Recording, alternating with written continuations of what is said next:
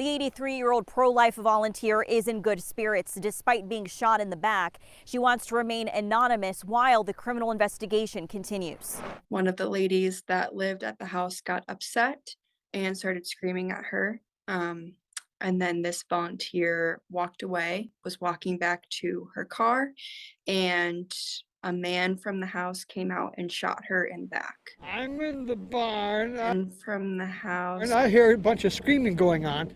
She's still ranting and raving, and she's got this clipboard. She's waving around. I'm thinking she's going to smack Sharon with it.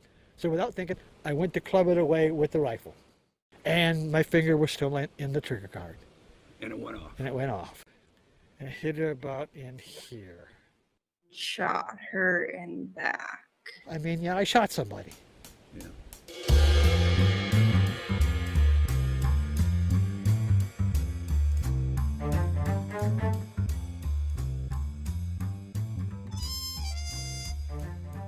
This is Anna, and you're watching Anna Speaks Out. The war on pro-life activism is raging on, and really, unsurprisingly, the latest victim is another of the most vulnerable of the population, an elderly woman. Oh, you thought that leftists were about supporting and building up women because they see them as an oppressed class? Not when they don't fall in line with their agenda. Remember, these people would have no standards if they didn't have double standards. From M Live, 83-year-old Right to Life volunteer shot while canvassing, described as very strong lady. So this 83-year-old woman who was a volunteer for Right to Life was shot in the shoulder while going door to door talking with people about Proposal 3 on the Michigan ballot. State police are investigating the September 20th incident, and as yet, no charges have been issued, which is kind of crazy since the guy confessed. But the police say that they are awaiting more information. According to Anna Visser, the spokesperson for Right to Life, the 83-year-old has told others she stopped at a residence where a woman came to the door, and the resident became upset. At some point, the volunteer decided it was time to leave and started walking toward her car. It was then that a man exited the house, not the barn, and fired a gun, striking the woman's shoulder, Visser said. Visser said the volunteer was able to reach her car and drive to the Lake Odessa Police Department to report the incident and get help. She was treated at a hospital and is recovering at home.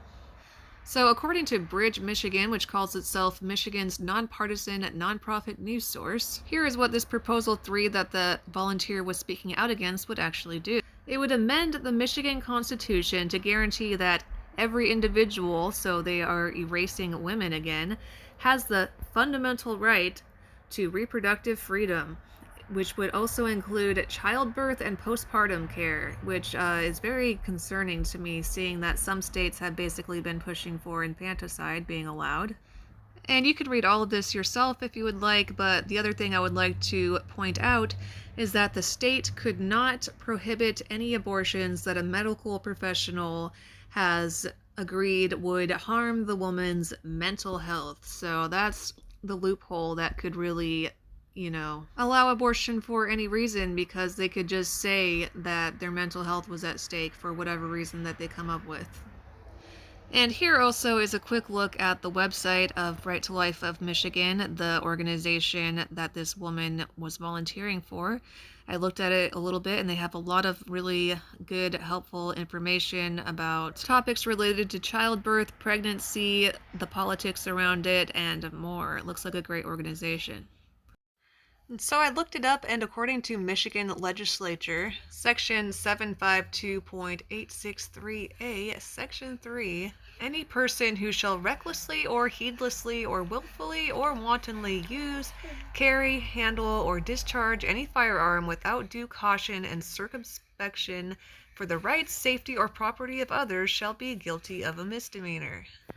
We can also see from that same website that a serious misdemeanor includes discharge of a firearm intentionally aimed at a person. So I am certainly no legal expert, and I don't know if that serious misdemeanor charge would count in this situation, although we know that he did purposely aim the gun at the clipboard that the woman was holding. But the regular misdemeanor sounds like exactly what this guy did. and for some reason he hasn't been charged with anything at all. Is anybody surprised by that? If he was on the pro-life side of the issue, I guess they'd have to send 25 to 30 armed FBI agents to his house, just like Mark Hoke, who we covered in the last video. But in this situation, I guess he was on the correct side of the issue, so we'll see if anything happens at all. As always, please let me know what your thoughts are in the comments. Thank you again so much for being here today. Since you liked the video enough to make it all the way to the end, don't forget to click the thumbs up and share with somebody else who would also find it interesting. Leave your comments below and we'll all have a conversation. If you really enjoyed it, check out the description for several different ways you can support. Have a wonderful night, afternoon, morning, evening, whatever time zone we're in.